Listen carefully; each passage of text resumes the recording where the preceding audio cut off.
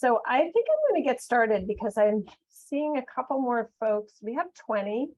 And I see Richard just joined us. I'm so happy to have our Hartford Votes Coalition folks here. So I think we should dive right into it, and hopefully we have a lot to cover today. We are going to have some opportunity to be in small groups, 3 different small groups where we'll get a chance to talk about the content, and hopefully you'll have a lot of questions for me today, because I'm looking forward to sort of having you think about voting a little differently. And let me introduce myself first. My name is Tanya Rhodes Smith. My pronouns are she, her, and I am a professor at the UConn School of Social Work, and I'm the director of the Nancy A. Humphreys Institute for Political Social Work. So for those social workers here on the call, social work is a political profession, and we believe in the person and environment perspective, and all of you who work with clients know that we are never going to fix the world one person at a time. We really need to approach our work both on the individual level and on the systemic level to create the world that we want to see. So I'm going to start with a couple of questions for all of you, but first let me share my screen a little bit. I'll tell you who we are, what our objectives are today, and then we're going to go into some small groups and talk about our experience around voting. And those questions, I don't know if you can see, I don't think if you came in, you can see our chat, but we will be asking these questions, and I'll send them out into small groups in about 2 minutes. We'll break into small groups. And because I want all of you to start thinking about your experience with voting in your community. What was it like? Was it easy? Was it challenging? And even as you put yourself into the shoes of some of your clients or family members, did you vote for president? Did you vote local? Did you vote in a primary? Where did you find information? Do you believe in voting? Because that is a powerful narrative, that I voted and nothing seems to change. And I'm hoping that we will debunk that myth today and answer some of the questions that come up for you. So, but first, let me share my screen just to give you a sense of where we're going together today. And so I really want to thank our partners today. I am a proud member, as many are on this call, of the Hartford Votes Coalition, and we are here in Hartford to work on nonpartisan voter engagement. And we have a website, hartfordvotes.org, that has some information and resources about candidates, and I think we'll talk about that a little bit later. But we're also really happy to be here with the Village. I've been working with folks there for a number of years, and just really happy to be a partner with them all the time through the UConn School of Social Work and Everyday Democracy. So thank you, Val, for hosting today and for being the tech person behind this, because I could not do this without you. And I'd also like to give a shout out to my social work intern, Beck Sear today. Beck, who uses pronouns they, them, is supporting us in the chat, and I'm really happy to be working with Beck this year. So I mentioned I'm from the Humphreys Institute. Really what we're talking about is giving social workers and communities, really all people, the skills, tools, and confidence to be politically active. Politics and voting, they always feel like an insider's game. They can feel overwhelming. People feel like they are the only ones that don't have the answers. And I'm here to tell you, first of all, that you belong. You belong in politics. You belong in all the spaces where politics is happening. And if you want to do more after today, I invite all of you to our campaign school for social workers on February 24th and 25th. I will include you on our mailing list. And it's really just a space to talk about what it's like to be in these in political spaces. It is a wonderful 2-day event. And we also look at voter engagement specifically. We're very active as I said, on the Hartford Votes Coalition, but also on the Full Citizens and working with folks who have been formerly incarcerated. We are working to overturn that unjust law of felony disenfranchisement, and I'll talk about that. But we want all social workers and all social service agencies to integrate voter engagement into their services. Social workers and all the work that you do, we help clients navigate complex systems all the time. And so hopefully today you'll leave feeling like voting is one of those ways that we can empower the clients and the communities that we serve. I mentioned the campaign school. This is from this year. It's a wonderful event, and no knowledge required. Our objective for today is to really connect voter turnout to power and community well-being, including why voting in a healthy democracy connects to your mission and impact as a social service agency and as a community leader. We'll address your questions, and then the second half will really be around how we do this. So hopefully the first half is convincing you, why it matters, and the second half is how to do it, and how to bring this to your agency and to your work as an individual. So as I said, we're going to go into small groups. Introduce yourselves. I hope you meet somebody new.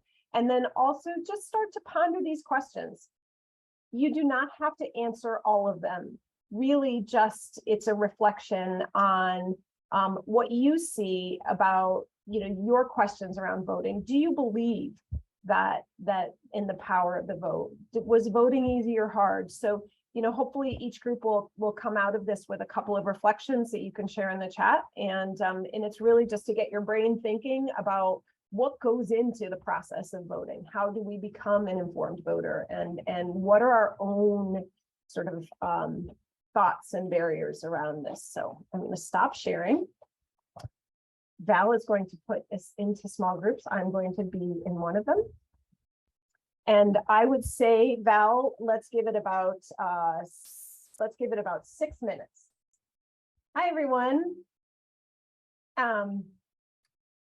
Anyone want to share out just a question or a thought? I mean, we had a great discussion in my group. Thank you, Vitalis and Gabby.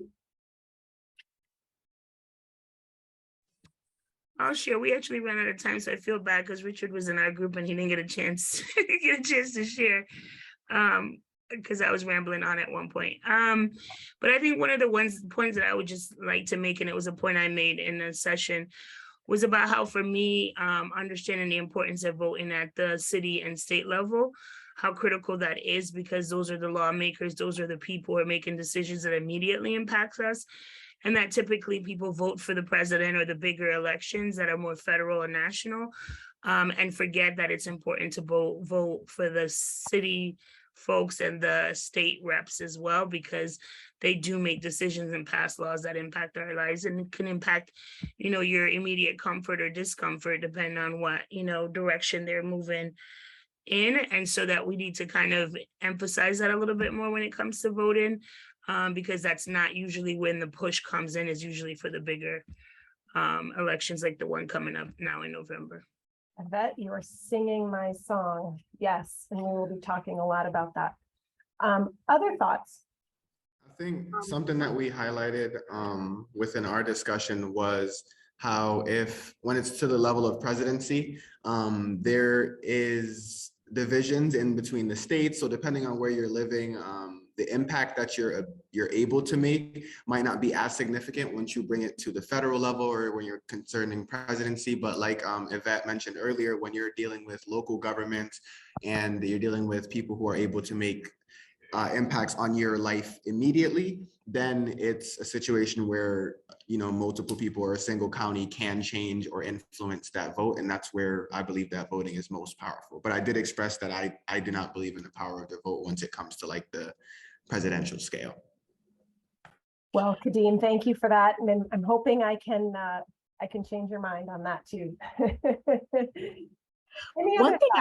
Yeah, one thing that I really love to share is we talked about in our group as Black people, and having parents who grew up in the South, we have gotten a message that, you know, people have sacrificed, that people have died for you to vote. So voting didn't necessarily feel like a choice.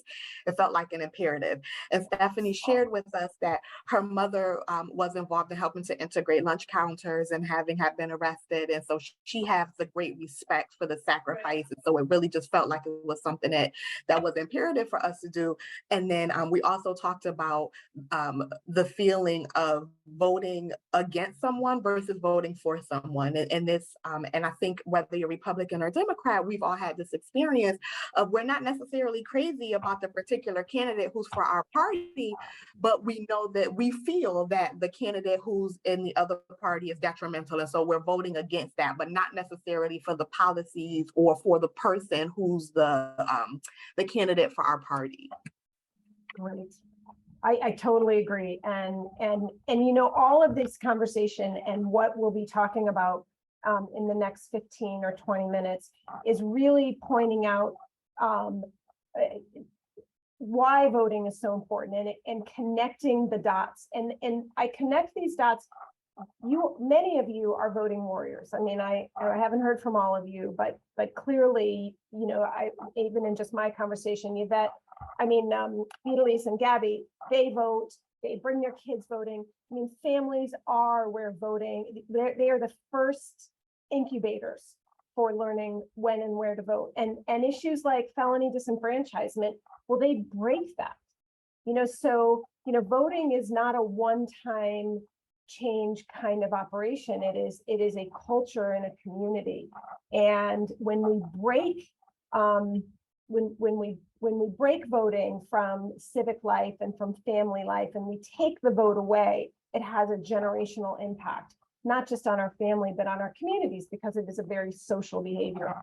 So hold your questions. I'm so excited to hear from all of you, and I'm really so pleased to be with all of you. And I'm going to share my screen again, and we are going to go through this, because what I'm asking of all of you by the end of this is not just that you are a voter, but that you engage others to vote. And we come up with a community response to voting, because it takes a village. Voter engagement takes a village. Voter engagement is a community, is rooted in community power. So who's not voting is as important and more important than who is. And I welcome, let me just say from here, I welcome any of you to interrupt me, or, you know, just turn on your microphone or put something in the chat. I've got Beck monitoring the chat. If a question comes in for you, just drop it in. And, you know, I want to keep this conversation going. So, and I'm really pleased we have 43 people here today, which is far more than we expected. And for those of you who didn't get a mailing or registered late, we will send some lanyards to all of you and some materials so that you can have them. Great. So I am going to share my screen. Sometimes chewing gum and walking are difficult at the same time. So there we go. So here's the first theme of today, and that is elected officials pay more attention to people and communities that vote.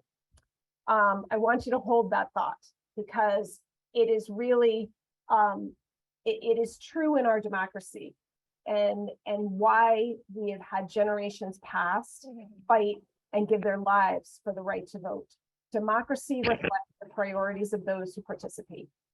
So not only when we think about democracy, I would say voting is our most powerful act, but also think about all the other spaces where democracy happens. So the groups who decide who will be on the ballot, those are party committees generally, like Hartford, or the Hartford Democratic Town Committee, or the in Manchester Democratic Town Committee. They decide, they have power in that room. Who's missing from that room? Generally, those groups are skew older and whiter. Who's serving in office and who helped get them there? Because that's going to be, their priorities are going to be reflected in the votes that they cast while they're in office, and people who helped them get there, their priorities will also have more of a voice. So we think about getting the right people elected, because it's far easier to get the right people elected than it is to get the wrong people to do the right thing. We know that. So who's shaping policy inside, inside power and outside power? All of this matters, because if the voices of social workers and social service agencies and communities are not represented in the Connecticut legislature or in the Hartford City Council or in the Manchester Board of Directors, they are missing from those conversations. And then who's counted in the census? I'm very pleased to say that for the very first time in Connecticut, we counted prisoners in the communities where they resided before being incarcerated, which is hugely important for political power in our state. And all of you pointed out, I think, or I heard it in our conversation, it's not just about president and and Congress. So most of the time when I speak with folks, they'll say, I vote, and nothing changes. Well, when was the last time you voted? Did you vote locally? Did you vote in state elections? Because all of these elections are on the ballot. And I think for most people, maybe not you, those of you who are so engaged, which is great, but most people forget all the other elections, even in a presidential year, that we would be voting for Congress, or we have state elections every 2 years, and we have local elections generally every 4 years, but boy, do we make it complicated, because even in Hartford, which is the example I'm going to use a lot, and many of you have much more experience in Hartford than I do. I actually have more of my experience in Bridgeport, but we vote for mayor every 4 years, but on a different 4-year cycle, we're voting for the Board of Education. So that's pretty complicated too. And so when we look at who turns out, and I just want to give you briefly some data here. So in 2020, we had 80 million people that did not vote. That was the highest voter turnout in decades, and it was 80 million still did not turn out. In Connecticut, we had an 80% turnout. Hartford was only 50%. And I am not shaming and blaming here. I do want you to know, and I want to just make it clear, I think this is a systemic failure. It is not an individual failure.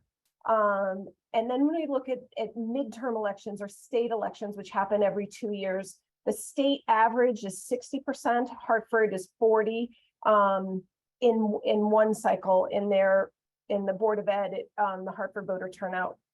I'm sorry, wrong statistic. In midterm elections and state elections, Hartford turnout was 40%. And then when we looked at the local elections, that's really when we see, and this follows national trends. So on average, every 2 years, average nationally is 1 out of 2 voters votes in midterm and state elections. In local elections, it's 1 out of 4. So our state voter turnout is a little bit better than that, but our turnout in our cities is much lower, in part for some of the reasons that we talked about. And our rights are on the ballot, across the country. We may feel like we're protected in Connecticut for some of our basic rights, but across the country, this was a very coordinated response to take over state legislatures. And this is not about right or wrong. What I'm talking about are rights that we have fundamentally taken for granted over the years, including the right to vote. So across the country, we are seeing, hundreds and thousands of bills that are being proposed, and many are passing, that is making voting harder. So we're going backwards. And it's not just in our cities in Connecticut that low voter turnout is a problem. In 10 of our largest 30 cities, voter turnout was less than 15%. And this is a real issue in our communities that we serve, because when you have low voter turnout, you have what I call toxic power. Because if democracy reflects those who participate, well, the 15% that turn out, they have the power in that community.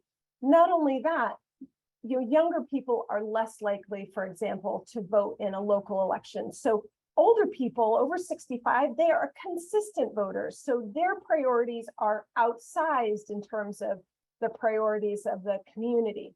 And then, also we can see, especially in local elections, but we see these sort of voting deserts. in communities. Again, taking away that pro-social sort of behavior. Vitalis and Gabby mentioned the stickers in social media. Well, that is an example of I voted of being a pro-social behavior. So one of the things I always ask students when they do a community assessment is, what was the voter turnout? This isn't a great map, but I'm gonna let me attempt to make some sense of it. And those of you who are from Hartford can certainly, you will know more than me.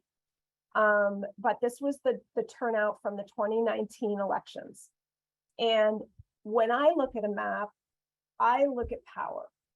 So I look at District 4, or well, District 1, but 4 within 1, that 35%, that's a group that has power. Now, after I saw this map, I went for a walk on the west side and West End, and I realized that the streets were really nice, and the schools might be better in that area, and the parks are pristine, and the lights are working. So, it's not a causation, but certainly if I plopped up Bridgeport here, I would have the same thing. I would have the North End that has the highest turnout. I'd have Black Rock, which has the highest turnout.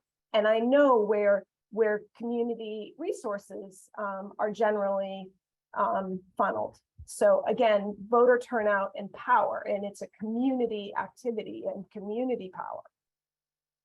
And when we think about the importance of these elections, as Kadeem said, and those of you, all of us we're talking about, this matters. How easy is it to open a small business in a community? Is there clean water? What's the policing? Who hires the police chief? What are the transportation issues? Where are the voting and the polling locations held? What kind of response do you get when you call the Department of Housing? All of these things matter in local elections. And when you have very low turnout, you can actually have some bad behavior. And we've seen that across the country. I mean, we won't talk about LA, but I can talk about Bridgeport, and I can say that we know that there's, people get city jobs for turning out voters, or we've had problems with absentee ballot elections in Bridgeport for a long time, because you can win an election. You can win a seat with 200 people turning out in an election. So, this is really important. And the other concept I really want to emphasize right now is that we are at a state in our country where government trust is low. Party trust is low. So most people are unaffiliated with a party, and so therefore cannot vote in a primary. And when you have a community or a city that is a one-party city, or generally a one-party city, those primaries often serve as the general election. So that turnout is even lower. And you have primaries in August and September when people don't really know about them. So this issue of local elections is big. And you can look at it and see, this is 2021 turnout. I look and see this top of this chart are the lowest turnout, and the bottom is the highest. So Guilford turned out at 60%. Now that was partly because they had a big contested Board of Ed race. But generally, my students will notice that, Roxbury, Coldbrook, Old Lyme, Easton, these are whiter and wealthier communities. People are owning their homes. So voting is easy in these communities. You might see a sign, you might pull up and park your car and get out, and it takes you 2 minutes to vote. Voting in other places isn't so easy if you don't have a car, you have kids, you're working, you're working long hours. And you also then have these impacts of systemic issues, like you move. It's very hard sometimes when you're moving more often, or to remember to re-register, or all the things that go into being an informed voter. It's not always easy, but it matters. Tanya, could I add something really quickly? Yes. Just to kind of add on to that, for anyone who, the last time I voted, and I shared this in the small groups, was the 2020 presidential election. I didn't vote in the primaries this year because I'm not registered with a party. When I turned out, I voted absentee ballot, but I was driving people to the polls in my city, which was the city of Meriden at the time. And I was driving people to the polls. That was like an hour and a half, 2 hours ago. And I was dropping somebody else 2 hours later, and I'm seeing the same individual that I just dropped off to go vote still in line, and sometimes in the back of the line. And so even though we saw historic record-breaking voter rates of voter turnout in the 2020 presidential election, the systems that we have right now, city, town, wherever it is, it's not designed to handle all eligible voters actually turning out on election day to exercise their right to vote. And so that's something that we have to think about as well, is that when we do nonpartisan voter engagement with the goal of increasing rates of voter turnout in cities, towns, wherever it is, also making sure that there's enough people working those polls, there's enough polling places, so that that itself is not another additional method of voter suppression. You know, showing up to a poll and you see that the line is around the corner. In towns and cities where there's colleges, that can also be an issue, you know, with college students, if there's a large portion of them kind of filling up the lines and mixing with local residents. And so that's just something to think about as well, is that we don't have enough people actually working the polls and helping out on that side of it as well. No, Becky raised really good point. And I would say also that studies show that communities with higher rates of Black and brown voters stand in line, because, you know, elections are hyper local. They're run locally, as you said. And when I think back in the last 10 years, you know, we had a Hartford didn't have, and my colleagues on Hartford Votes can remind me, but I think it was 2015 that there weren't even ballots there when our governor went to go vote. In 2008, Bridgeport ran out of ballots. And in New Haven, just in 2020, you were right, the students overwhelmed, and so many people were turned away trying to register and vote in the same day. So yeah, no, it is really an important issue, and why we need early voting. So we will talk about that too. But I show this because I'm not telling you anything you don't know, but history shows that people in power have always known that voting matters. And so we see these waves of voting right expansion and then backlash. And now we are in a backlash. So I want to, I'm going to pivot just in a second, but I want to connect voter turnout to your mission and impact in your agencies, and why I believe that we don't want to get involved in politics, but we do want to get involved in the practice of voting. So, and I'll tell you how we can stay, you know, we can sidestep being what we would think of as political, but still support people to vote. But individuals and communities that vote are healthier and better off in many ranges of many important metrics of well-being. So individuals and communities that vote, they report higher rates of health, higher rates of mental health, higher earnings. Communities that vote in higher rates rebound from recessions faster. They generally have better schools. You know, it's this correlation with voting that when we say vote like your health depends on it, we mean it. And the American Medical Association just declared voting a social determinant of health. And social determinants of health are those things, are the conditions that we live, work, eat, and play, all the things that aren't directly related to our medical, you know, our medical issues, but, you know, how easy, what is our education system? We'll often say your zip code determines a lot about, you know, how difficult it will be for you to be mobile, or what you're likely to face in terms of education and health and all of the barriers to fully being a thriving person. So it's a social determinant of health. And even on the individual level, there are some studies that show that young people that vote, it's a high correlate with future earnings and education. So again, this practice of voting. It's also a human right. We've talked about this. I am a passionate advocate for overturning all forms of felony disenfranchisement in our state. You can now vote after incarceration ends.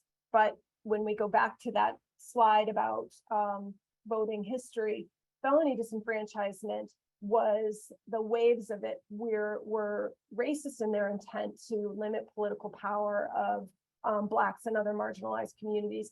And they continue to be racist in their impact when we think about the criminal justice system. So I think that they are void. You know, they are invalid on all levels. So we'll be working on that this session. And self-determination. It's an act of power, and it says something about somebody if they don't vote. It says something about, and why I think social services is also important to ask this question, because it's about your relationship with your community. And again, how we create a government that serves all people. And when we think about this larger conversation around voter suppression, so all the things that make voting difficult, some of these are legal, some of these are illegal, some of them are administrative barriers, some of them are intentional sort of ways and strategies for winning an election. But all of them work together to create that myth that voting doesn't matter. And we know most people that don't vote, they don't vote because they believe the system is rigged, my vote doesn't matter, nothing changes, you know, all those what I call the engagement barriers, because it is complicated to vote. So, you know, but all of those things work to reinforce that narrative. And when you talk to people who are non-voters, the other thing I really want to emphasize, remember I said that's voting oasis or these voting deserts. Most people who don't vote have never been asked. They've never had a conversation about it. So it is, I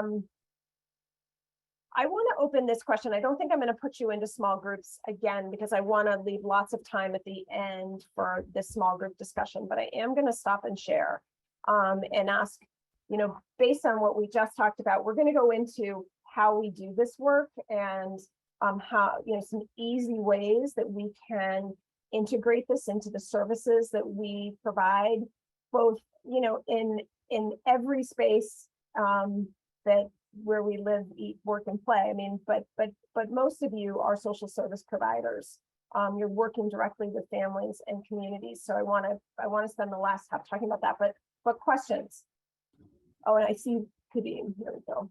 Yeah, I was just about to stop you for a moment. Kadeem made a really, really excellent point that I wanted to bring up, because I think the group might be really interested in talking about solutions to a lot of these issues, not just individual nonpartisan work, but policy-wide solutions. Kadeem, your comment says, I wonder if there have been any initiatives to try to do a census-style voting system where votes could be collected right at the home by local and state officials to eliminate the issues with transportation within struggling communities. If you could speak on that, and I think it would be a really fun conversation to talk about, maybe like ranked choice voting and a little bit about the Electoral College. Yeah. What I was thinking was, like, I was just thinking about the census, like how, you know, on a routine basis, we have government officials who go to the homes and they're able to adequately account for who lives where and what, you know, how many are within a household. And I was just thinking, like, why isn't it that during that process, we just also add an additional question, hey, you know, have you voted? Or, you know, would you rather vote for this or this? And it would eliminate it might make the process longer, and it would be definitely more, it would be tougher to implement that into a system that's already kind of shaky as it is. But I definitely believe that it would be a good way to address all of the, not all, but some of the struggles that we see within lower socioeconomic neighborhoods where people can't get to the areas where voting is offered, or people don't know how to use the technologies that they're being asked to use to vote. So I think that would help to eliminate some of those barriers, to have that face-to-face interaction where you can help someone navigate either like an iPad or something, who might not normally know how to do that, or help someone get their mail and vote in for them. So Kadeem, we actually have a version of that in 5 states. So 5 states in our country vote entirely by mail. And they are mailed the ballot with a self-addressed stamped envelope. And not only that, they're mailed a candidate guide, a voter's guide. And we know that those states have the highest turnout in the country. So it works. voting is determined state by state. So, and our first job in Connecticut is to pass early voting, which will be on the ballot, and I'll talk about it. But your thinking is right. There are ways to get around all of it. In North Dakota, you don't have to register to vote. You can actually show up with your proof of residency to a polling place and vote. So, you know, we have the absolute power. We just need the political will. Any other questions? Just unmute if you have them. I do see, Gabby, voter suppression is everywhere. You know, when I think about voter suppression, and I think about, if any of you have ever watched, it's free, I really encourage you to watch the movie Rigged, because it's such a great, and it's such a great example of how people can be disenfranchised from their power to vote all along the way. Whether it is there are no voter guides in their communities, whether it is because they were purged from the role for being an inactive voter, or maybe the registrar of voters decided this is when they're going to purge all the felons like they did in Florida.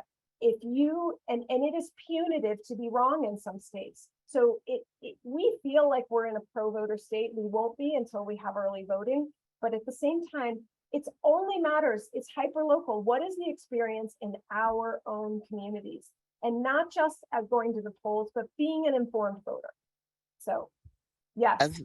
I think a big problem is that when they decided to take the political science out of schools, they stopped educating young people on their rights and on things that make a difference in the community. That stripped the right there, because our children aren't learning.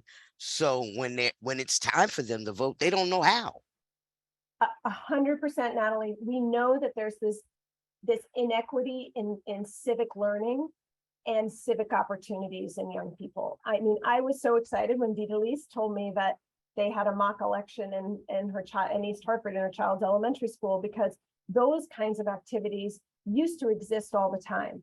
And when we think about school districts, imagine if the Hartford City Schools or the Manchester City Schools or any community, they have text messages to every single parent in the district.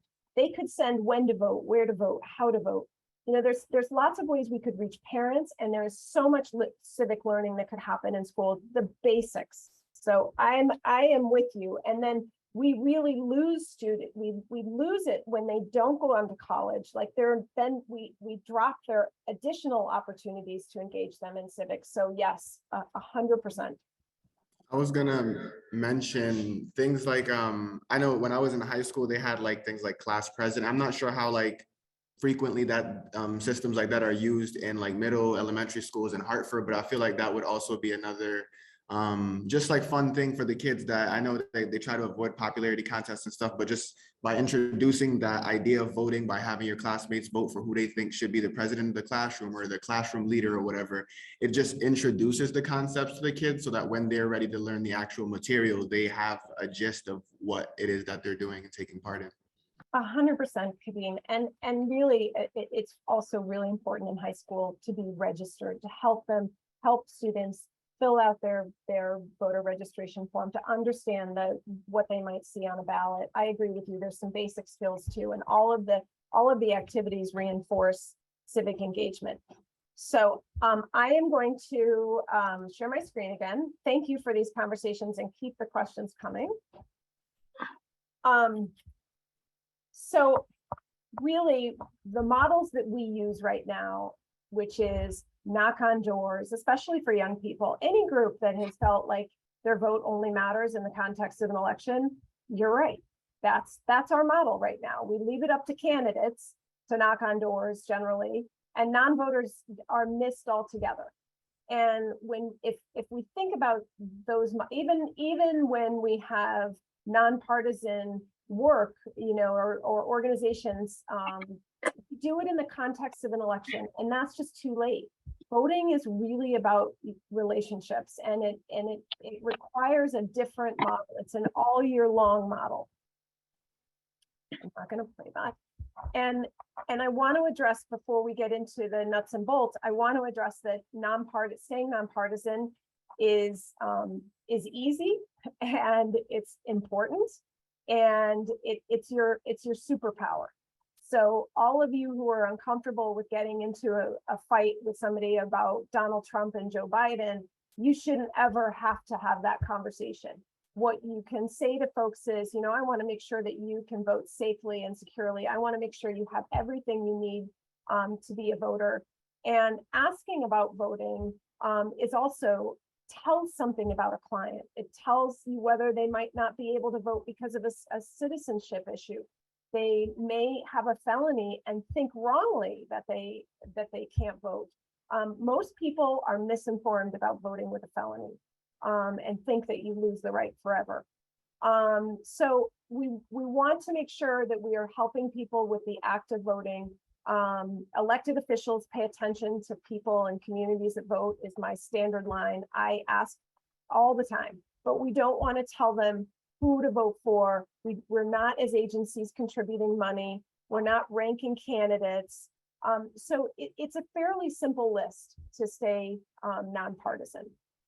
And for those of you who are registering clients for federal benefits like TANF or food stamps, you have to be offering opportunities to register people to vote. It's part of the 1993 Voter Registration Act. And a lot of organizations don't know that.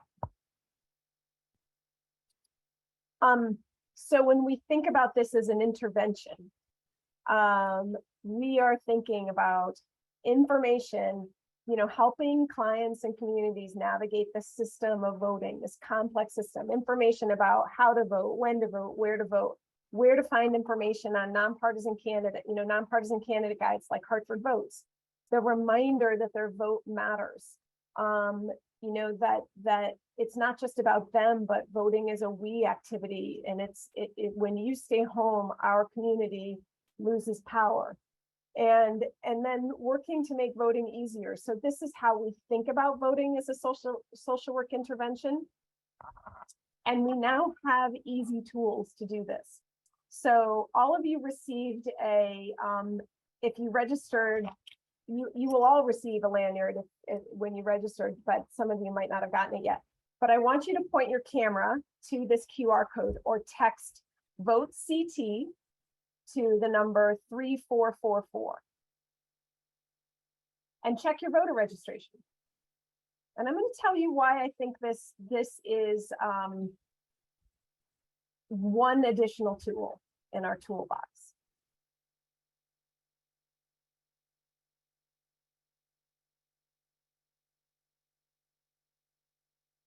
Tanya, while they're doing that, we do have a couple interesting things in the chat. Jane says that they would like to know more about completing the community assessments. And then Alexis says, do we currently have designated individuals active in our schools and communities to teach or speak to youth about voting? And if not, is it possible to implement this? I thought that was a really interesting question that I wanted to bring to you. Oh, thank you. I will address both. So, well, the voting in schools, the League of Women Voters has a long history of coming into schools, and I think it's really an important question. It's bringing somebody in, you know, and working with groups who are willing to come in and speak about voting, and we do have them. But the League of Women Voters has the longest track record and do it all the time. I'm also happy. I'll be a resource for any of you who are looking for somebody. I'm happy to connect you. And so then that was that question. What was the first question? I'm sorry. Sorry, I'll come back to it. So, sorry, yeah, the first one just let's see. Jane wants to know more about completing community assessments. Oh, okay. Well, I'll come back to the community assessment question. All right, so was anyone able to do it? Would you just unmute and say yes or drop it in the chat? No, it says, oops, we can't find that page. I thought I was the Okay. only one. Yeah, it does say that I think you can't find it, the page either. All of them, if you text vote CT to 3444.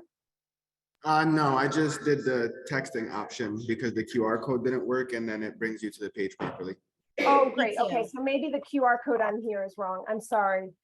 Yeah, I think the QR code has just interfered with the glare from the laptop. So I did the text just like Kadeem and it's working right now. Okay, great. And I'll fix my QR code. And then the Great. codes on our lanyard should work as well, I think, the ones that we were given. Yeah, the codes on the lanyards do work. So sorry about that. But it takes 30 seconds to check your voter registration. And one of the reasons why I like this is because now that you've checked your voter registration, you had to put in your cell phone or your email, you won't get any spam. But we use a nonpartisan platform called TurboVote, and you will get a text message reminder with your registered address before every election, including primaries, including special elections, including local elections. So for me, this is that ongoing relationship and reminder to vote for communities. So let's talk about this community response. And all of you are going to get, I'm going to show you an organizational assessment that we will share with all of you to start the conversations in your agencies. But these are some of the questions that I think about as a social worker. So who can vote in, who can vote? That is sometimes a tricky question for some people, because if you have a felony, can you vote? Yes, you can. If you are if you're not incarcerated. If you are incarcerated awaiting trial, you can vote by absentee ballot. If you are a student, you can register and vote at your address where you're living for school or your home address. So there's all of these sort of things that we want to know for our population that we serve. If you are experiencing homelessness, you can register and vote. If you are a survivor of violence, you can register to an anonymous address at all 50 states. And so knowing our population and the barriers that may come up for them is really important. And all of you get Beck is dropping it in the chat, and you should have received it in your home packet, knowing the facts in Connecticut. So that's important, know the facts. And anticipate the barriers. Do your clients or does the community that you work with, do they have to take a bus to vote? Where do they know where their polling place is? Have they ever voted? Are they intimidated by voting? Have they ever seen a ballot? Can you share a ballot? So really thinking about the experience of voting in your community can help you help other people navigate those barriers. Looking up and knowing who the candidates are and who's on the ballot. One of the things I wanted to show all of you is here. So this is the Secretary of State's site. There's a lot of information here. It's not my favorite. I'm not going to lie. It's not as organized as I would like, but there is some good information here. So you can request an absentee ballot. You can get a lot of information about candidates, including all of you can see the sample ballots by town. This can be really powerful for people to know who's going to be on their ballot. So if I pull up Hartford here, this is the ballot that folks are going to see in Hartford. So they can understand and look up even ahead of time, and they'll know the names and who's running for governor, who's running the state Senate the US Senate candidates, the congressional race with John Larson and Larry Laser. So again, knowing who's on the ballot, and then really importantly, and we'll talk about this in a minute, but who's this question, these ballot questions will be really important for our communities to know about. So everyone can print those out and share those with clients. You can also go to Hartford Votes if you are, hartfordvotes.org. If you live in Hartford, Vote 411 is a great resource, vote411.org. So again, thinking about all these questions, who are your partners? These are helpful for you to think about ahead of time. And then, how do we do this? We are already overworked and underpaid, probably. You know, how do we add this to the long list of things that we are already doing with clients? Well, I'm going to give you some ideas, and then I'm going to have you go into some small groups. But first, I would say, you know, as I said before, know and share the rules. But all year long, figuring out the right time to ask clients if they're registered or if they want to update their voter registration is really important information. You can do it on a client intake, you can do it in a group setting, you can do it when they check in. You know, there are many ways to do this. You have to know your agency, and you have to know, you know, your clients. And you know, when they come in, I worked in the domestic violence sexual assault agency for you know, for a number of years. And when clients are in crisis, no, we're not going to be asking them that question. But I can't think of any population who's lost their power more, and how important for me to recognize that they still have power, and to help them navigate it. So, you know, how do you check it? These lanyards are great for checking voter registration. They can also register to vote there, but you may want to use paper forms and have those available. You can do it together. So sharing information about the candidates and the issues, as I said, really important for people to be informed. That gives them more confidence. Encouraging them to vote, asking them what their plan to vote is. There's data that shows something like 25% increase in turnout if you just ask somebody about when they plan to vote tomorrow, you know, or on election day, because it forces them to think about it ahead of time as opposed to last minute, which is often really, really hard. I think number 6 is one of the more important things that I would suggest, and that is helping our clients and communities contact our elected officials, helping them look them up. Who represents you at the federal, state, and local level? And helping them make a call when they have a question or they have a concern. That is power. And knowing who your elected officials are can start to build that relationship in your community, and start to build your confidence in knowing who is making decisions in your community. As I said, I really like these these codes, this QR code that you got on your lanyard, and it works in all 50 states. And in our state, we don't have punitive policies for registering to vote, but there are states out there like Florida and Texas and Kansas that are passing laws saying that you can't register people to vote. You can't register others to vote. So using a QR code like this in a lanyard, you're taking it out of you helping them, and they are actually registering themselves. So this is really important across the country in terms of keeping advocates and social service providers and teachers and everybody else who really cares about voting, keeping them safe from the punitive policies that are happening. And I think, because I like the idea of building capacity, I think, you know, getting them to use it to check their registration is really great, because you're putting them into that long-term relationship with getting text messages. But you can also just register them by form, and sometimes that's easier. When people are overwhelmed by it, it's much easier to pull out a voter registration form and help them fill it out than it is to have them do it themselves. So I encourage you to do that.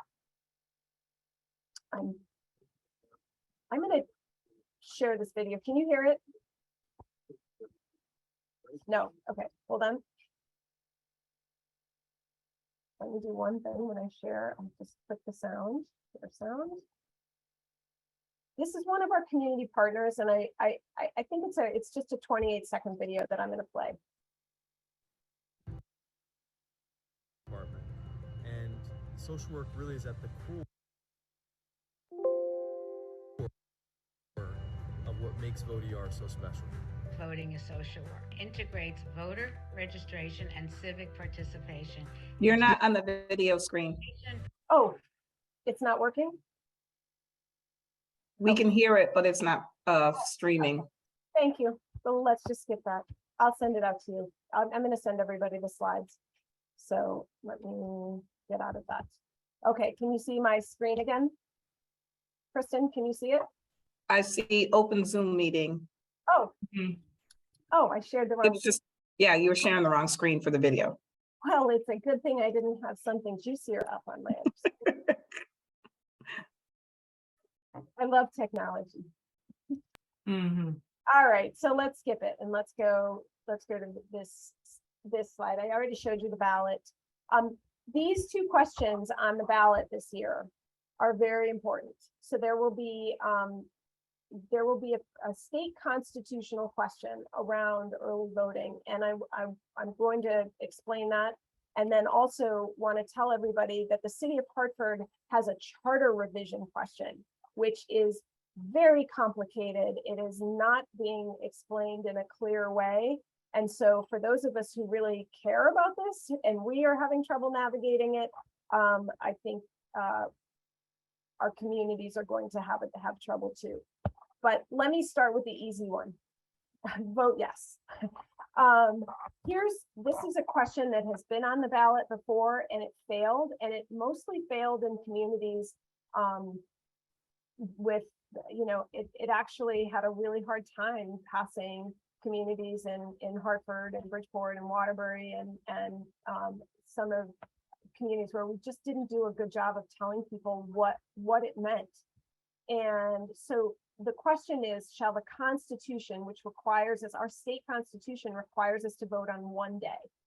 And what this allows us to do, if we vote yes in Connecticut, is to allow the legislature to pass early voting in our state, which would make such a difference for people's ability to vote when they have time.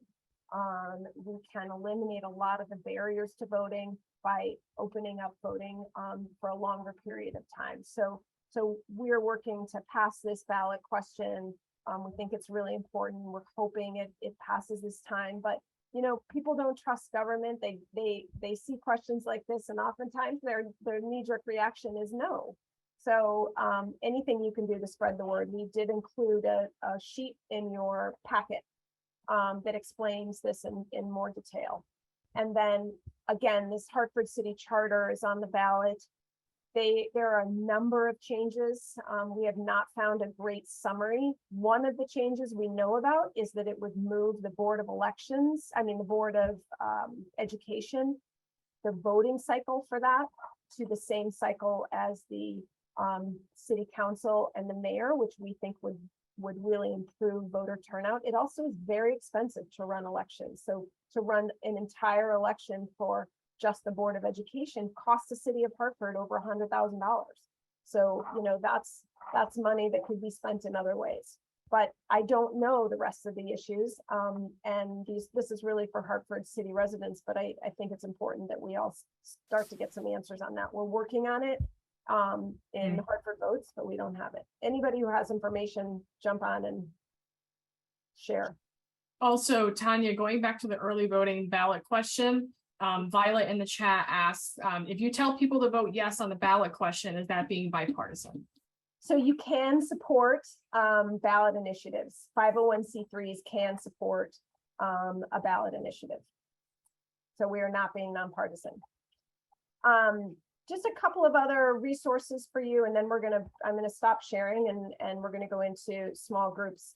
But I've been working with this group, this Act2Vote, and it's a free app that you can download on your phone, and it'll tell you who's on the ballot. It'll tell you what these elected officials do. What does a governor do? What is, all these folks what does an attorney general do? But it also sort of makes democracy a daily habit. So it'll ask you questions about your positions and really just getting you thinking about democracy. So we're trying it with students. I share it with all of you. Hartford Votes Coalition is also a resource, and the League of Women Voters, Vote 411.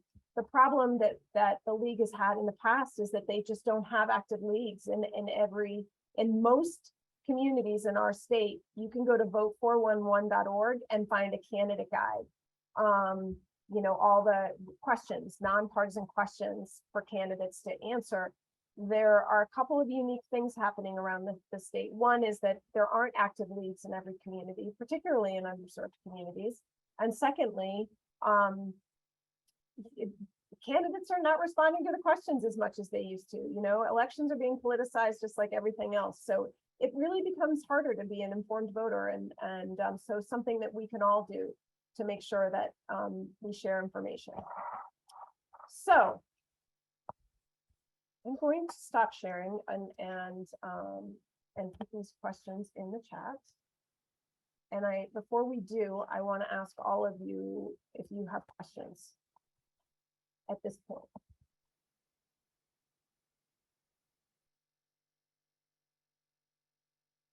Nobody? Okay.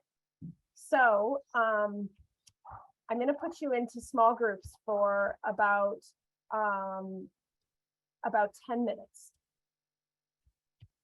We'll say 8. So we can wrap it up and and have a share out. But these are the questions. So I would like all of you to brainstorm ideas for engaging voters in your agency. What are some easy things that you can do?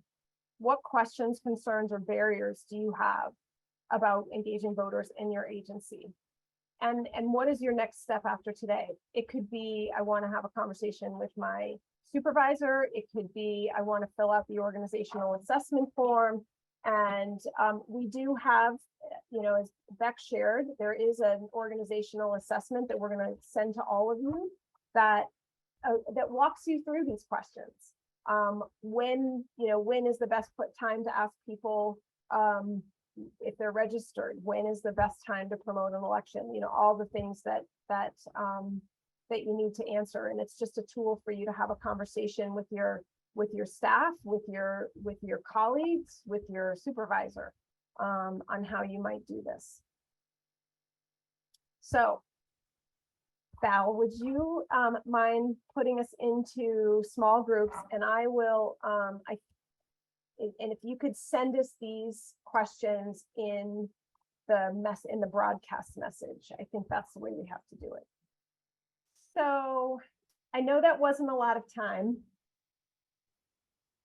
And the worksheet that we have for you is, I think, will be really helpful in helping you map this out.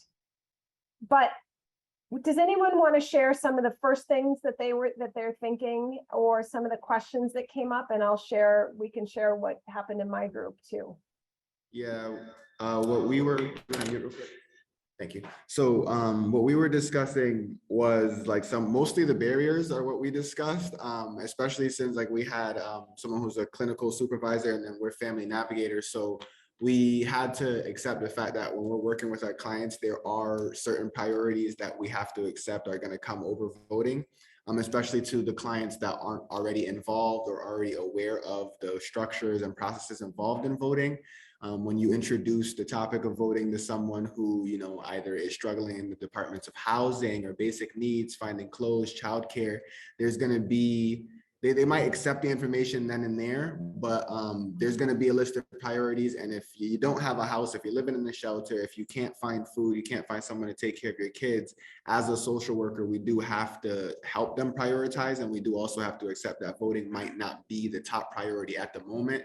But then we circled around to saying it's more about just bringing awareness of it and making sure that our populations aren't completely out of the loop.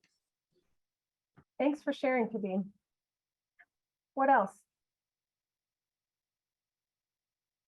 One of the things that we discussed in our group, one of the barriers is that based on who you work for, your agency or organization, you can't have those conversations. They do not encourage the discussion of politics or voting at your place of work. And is it a do you think it's a barrier at the top, or do you think it's a barrier at the supervisory level? I mean, I get it. I do understand. I think it's more at the top, because there's been agencies that I work for, and again, that was one of the things I mentioned. They discourage any conversations relating to politics, religions, just for that, where they feel that people can't handle some of those hard conversations, and then they can then become heated, and then it also can interfere with others' work. So where they can get so easily agitated, or, you can have employees have attitudes with each other, which prevents them from working well together. So I think that comes from the top level, because Lisa in our group said that, she spoke and they said that she can wear the lanyard, but she just can't have those conversations. Well, you can say you definitely don't want to be talking about the candidates. You know, I agree. You want to keep that out of the conversation because those are very polarizing conversations. Mhm. But I think, you know, talking about the practice of voting, we're talking about voting, not who is on the ballot. We're talking, you know, making sure that folks understand that there's a real distinction between arguing that. What else? We and the person that I was partnered, we say something about no vote. I mean, no vote, no voice. If you want to be here, you have to vote. It is very important because sometimes we want this, we want that, but sometimes we don't give up. And that is very important.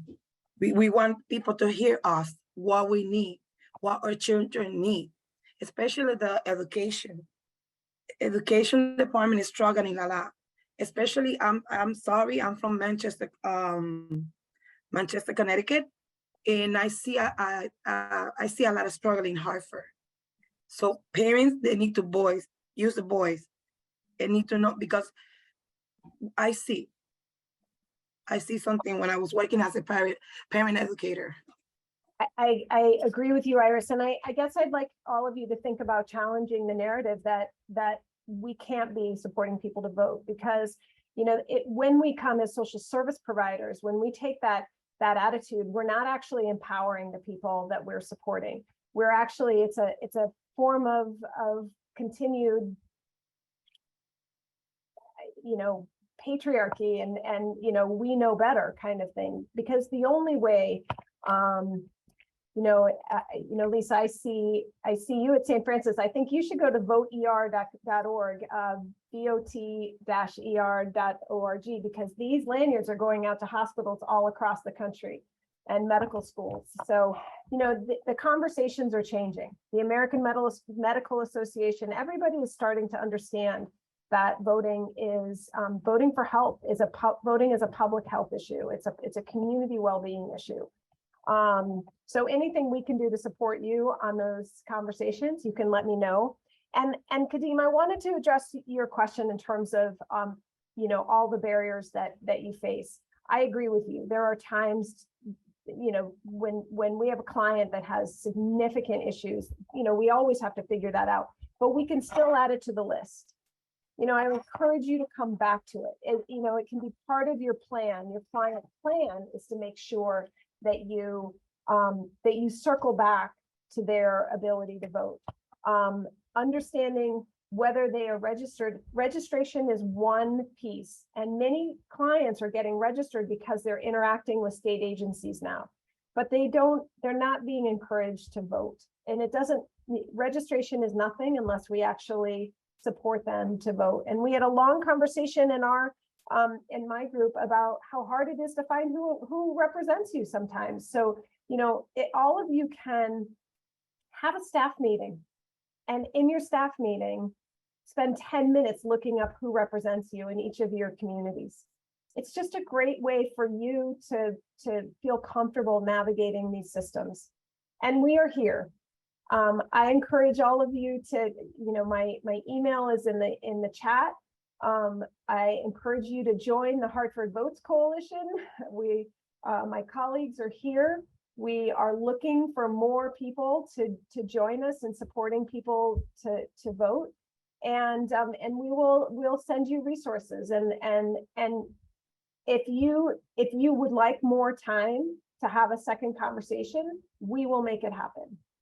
We want all of you to feel supported and practice, you know, and have the opportunities to do this. Democracy is a practice sport, and we have to feel comfortable ourselves before we are comfortable engaging others. So hopefully we have given you the tools that you need. Hopefully you'll remember that, again, we're not going to change anything one person at a time. That is going to take a community response, and voting is a village activity. And you know, I'm reach out, and all of you will receive a follow-up email. If you didn't get your packet in the mail, we'll also send the tools and emails, and including these slides, so that if you want to share them with your supervisors, you may. So I think I have 1 minute left. That's it. Can you briefly talk about the campaign school, and is that open to the public? It is. We invite all of you to join the campaign school. It is 2 days. It is a 101 of politics. You will be in a room of other social workers and students and any people who just care about their communities. And we will tackle issues like race and difficult conversations and what it's like, and we will hear what it's like to run and serve or volunteer as a woman of color or another identity. We are really about building representation and power. So it's a wonderful 2 days, February 24th, 25th. I'll be sure to include a flyer and send it to all of you. So thanks, Tanya. Thank you, Thais. Definitely second all of that. I mean, I've been twice and it's super wonderful. We talk about information that really breaks up the boys club or kind of this idea that, politics is an insider's game where you have to have a lot of money yourself to run a campaign, or just all this information on how to get on the ballot, how many signatures you need, all about publicly funded elections. It's a very empowering 2 days. Well, all of you, thank you for spending time. Val, thank you so much for your support in Everyday Democracy and to all the work that you do. And you're welcome, Tanya.